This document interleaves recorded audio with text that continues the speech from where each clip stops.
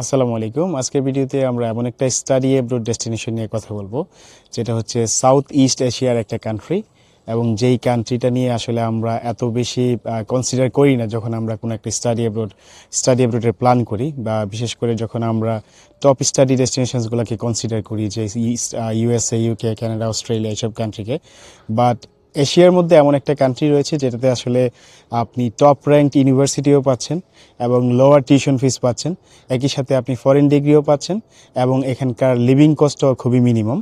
So এবং আপনার যদি এরকম প্ল্যান থাকে যে বাংলাদেশে আপনি ক্যারিয়ার করার চিন্তা ভাবনা করছেন, সেটা মাল্টিন্যাশনাল কোম্পানিতে হোক কিংবা হচ্ছে ইউনিভার্সিটি লেভেলে আপনি টিচিংয়ের প্ল্যান যদি করেন, আপনার যদি পিএইচডির প্ল্যান থাকে, বা আপনি মাল্টিন্যাশনাল আপনি ক্যারিয়ার বুস্ট আপের জন্য আপনার একটা ফরেন ডিগ্রি দরকার, সেক্ষেত্রে এশিয়ান কান্ট্রির মধ্যে একটা মালয়েশিয়া যে কান্ট্রি রয়েছে, সেখানে আপনি খুব টপ র্যাঙ্ক কিছু ইউনিভার্সিটি অপশনস পাচ্ছেন, যেখানে ইউনিভার্সিটি অফ মালায়া, দেন রয়েছে হচ্ছে ইউনিভার্সিটি ক্যাবাংসান মালয়েশিয়া, যেটা হচ্ছে ওয়ার্ল্ড র্যাঙ্কিংয়ে 126, and then after that you got university Putra Malaysia, যেটা হচ্ছে ওয়ার্ল্ড র্যাঙ্কিংয়ে 134।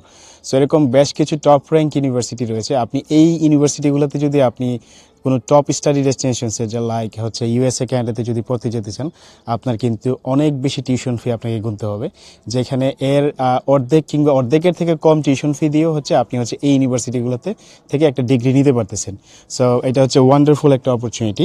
দেন আমি যদি বলি হচ্ছে ইংলিশ টট প্রোগ্রাম। সো মালয়েশিয়াতে যে ইন্টারন্যাশনাল স্টুডেন্টদের জন্য যে প্রোগ্রামগুলো রয়েছে, সবগুলোই হচ্ছে ইংলিশ টট প্রোগ্রাম, এবং মালয়েশিয়াতে ইংলিশটা ওয়াইডলি ইউজড হয়। সো আপনি ইংলিশ ল্যাঙ্গুয়েজ ইউজ করে হচ্ছে আপনি সব কিছু কাভার করতে পারতেছেন, ডেইলি অ্যাক্টিভিটিস থেকে শুরু করে সব কিছু। আপনার ল্যাঙ্গুয়েজ ব্যারিয়ার ওই রকমভাবে আসলে ফেস করতে হবে না।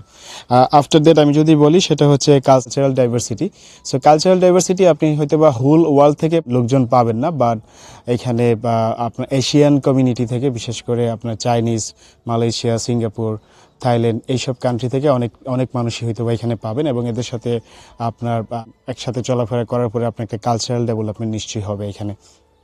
এরপরে যদি আমি বলি, সেখানে মালয়েশিয়াতে কিছু ইউনিভার্সিটি আছে যেগুলো হচ্ছে আপনার জয়েন্ট প্রোগ্রাম অফার করে, বা কিছু প্রোগ্রাম রয়েছে যেগুলোতে হচ্ছে আপনি পড়াশোনা করার পরে, যখন ধরেন ব্যাচেলরের ফার্স্ট ইয়ার আপনি মালয়েশিয়াতে করলেন, তারপরে পরবর্তী বছরগুলো হচ্ছে আপনি অন্য কোনো টপ স্টাডি ডেস্টিনেশনসে করার সুযোগ রয়েছে। যেমন সেটা অস্ট্রেলিয়ার ইউনিভার্সিটি, মোনাশ ইউনিভার্সিটি রয়েছে, কিংবা হচ্ছে ইউকের অনেক ইউনিভার্সিটি অফ রিডিং রয়েছে, দেন হচ্ছে আরও বেশ কিছু ইউনিভার্সিটি রয়েছে যেগুলো হচ্ছে আপনার জয়েন্ট প্রোগ্রাম অফার করে থাকে। এর পাশাপাশি আপনার একাডেমিক প্রোফাইল যদি একটু লো হয়ে থাকে, যে আপনি টপ কোন স্টাডি ডেস্টিনেশনসে আপনি অফার লেটার পাচ্ছেন না বা স্ট্রাগল করতেছেন, সেক্ষেত্রে আপনি মালয়েশিয়ান কোনো ইউনিভার্সিটিতে আপনি ফাউন্ডেশন প্রোগ্রামে অ্যাডমিশন নিয়ে এখান থেকে কমপ্লিট করে আপনার যদি প্ল্যান থাকে আদার্স অন্য কোনো কান্ট্রিতে মুভ করে, সেটারও কিন্তু সুযোগ রয়েছে। সো এটা একটা ওয়ান্ডারফুল একটা অপরচুনিটি। তারপরে যদি আমি বলি, আপনার মালয়েশিয়ার ভিসার ইস্যুটা খুবই ভালো, আপনার অলমোস্ট 100%ই আপনি বলতে পারেন, এবং যেটা ইএমজিএস, এডুকেশন মালয়েশিয়া গ্লোবাল সার্ভিসের থ্রুতে অ্যাপ্লিকেশনটা করতে হয়। সো এইখানে এটা প্রসিডিউরটা খুবই স্ট্রেট ফরওয়ার্ড এবং সিম্পল প্রসিডিউর। সো আপনাকে ভিসা নিয়ে আসলে ওইরকম কোনো স্ট্রাগলও করতে হবে না, জাস্ট ওদের যে চেকলিস্ট অনুযায়ী অ্যাজ ইউজুয়াল প্রসিডিউর ফলো করলে আপনাকে ইজিলি ভিসা দিয়ে দিচ্ছে। সো এরপরে এখন আমি যদি ড্রব্যাকের কথা বলি, যে আপনাকে কি কি প্রবলেম আসলে মালয়েশিয়া নিয়ে যদি আপনি কনসিডার করেন, কি কি বিষয় আসলে মাথায় রেখে দেন আগানো উচিত। প্রথমত হচ্ছে আপনার যে ইউনিভার্সিটিগুলো নর্মালি একটা টপ স্টাডি ডেস্টিনেশনসে গেলে আমরা কি হয়, যে আফটার স্টাডি হচ্ছে পোস্ট স্টাডি ওয়ার্ক ভিসার একটা সুযোগ থাকে। মালয়েশিয়াতে সেটা নেই, আমাদের এশিয়ান কান্ট্রির মধ্যে, বিশেষ করে বাংলাদেশের জন্য।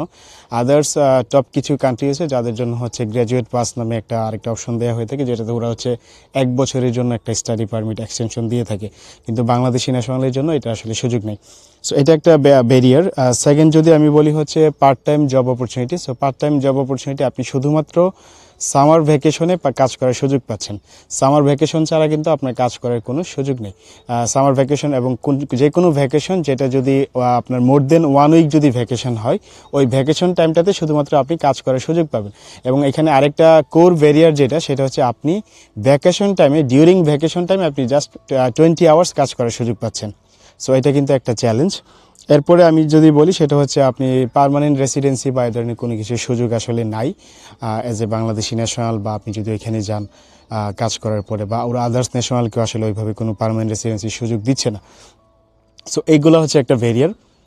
তারপরে এখন এখানে কাদের আসলে যাওয়া উচিত, ধরেন আপনি বাংলাদেশে কোনো একটা প্রাইভেট ইউনিভার্সিটিতে পড়ার প্ল্যান করতেছেন, সেটা টপ কোনো প্রাইভেট ইউনিভার্সিটিগুলোতে পড়াশোনা করতে গেলে আপনি কিন্তু ভালো একটা significant amount of money invest হবে।